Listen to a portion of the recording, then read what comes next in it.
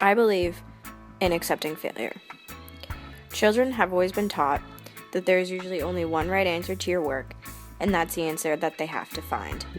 In our highly competitive society, we prize success and hate it when things go wrong.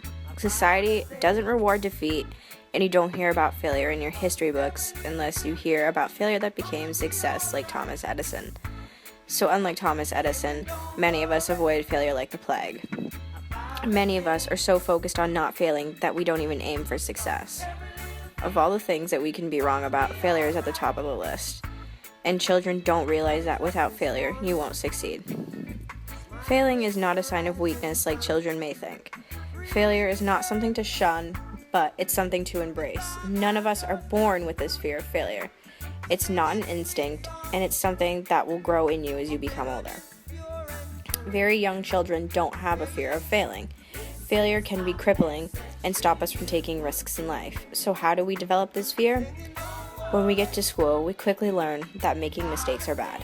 Answers are either right or wrong, true or false, and bubbles to be filled in. The risk-taking you got rewarded for when you were young, like putting your shirt on backwards, but still getting applauded for being independent, is gone.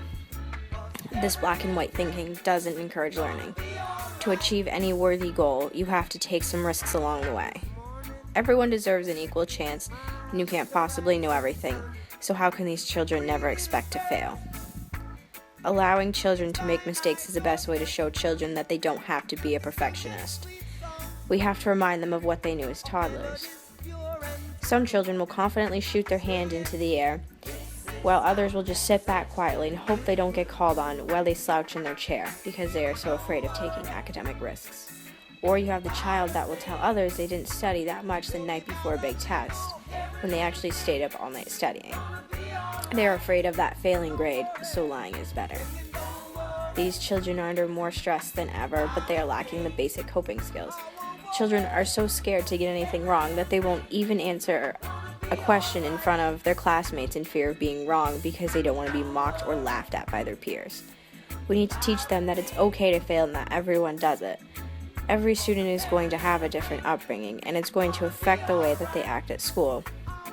Some parents push their children to always do well and tell them that failure isn't a good thing and that they always need to be number one, whether it's in sports or in school. When parents place an excessively high value on outstanding performance, children come to see anything less than perfection as failure.